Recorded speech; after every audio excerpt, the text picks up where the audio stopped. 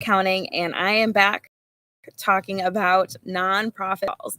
And so I wanted to talk today about strategic planning because this is definitely a big area that both nonprofits and for-profits miss when it comes to building their finances and thinking about the future. So when it comes to nonprofits, a lot of times they will have a bookkeeper in their corner, they'll have the auditor, to do the financial reviews. But what's kind of missing from that is really help them understand and start planning strategically based off the data. What you have to do is think about when you're getting in, and this often becomes an issue a lot more when people all of a sudden get in.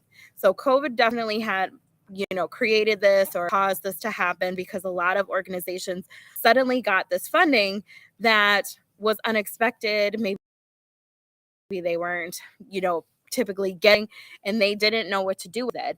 And this happens all the time. And the biggest thing to remember when it comes to having funding come in big chunks like that is to start putting in place not just what to do with those funds, but then also to figure out what the plan is to continue to get that money in for future programming funds as well.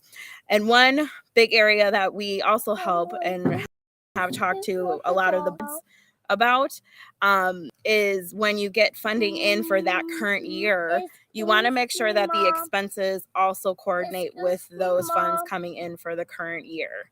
So for instance, there might be funding that rolls over year to year. Maybe you have a multi-year grant.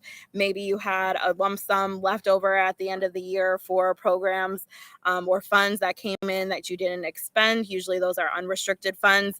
And so technically that money is still sitting in your bank account and rolls over to the next year. But you want to really make sure that you're really strategic about it and making sure that the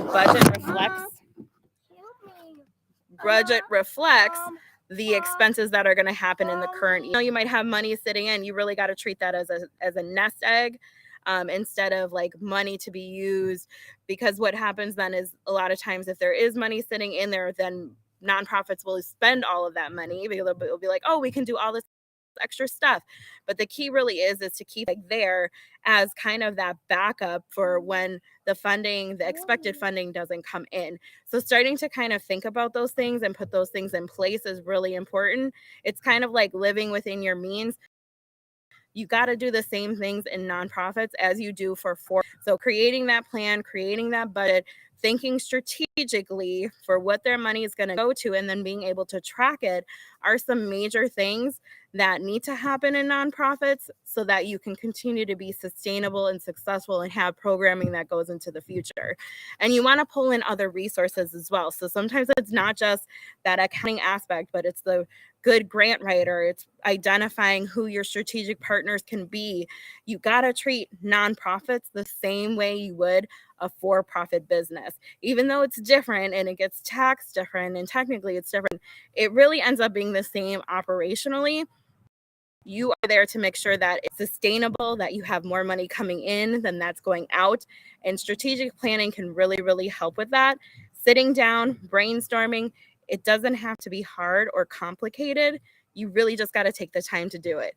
So anyways, hopefully that's some helpful information when it comes to nonprofits and some of those pitfalls that they have.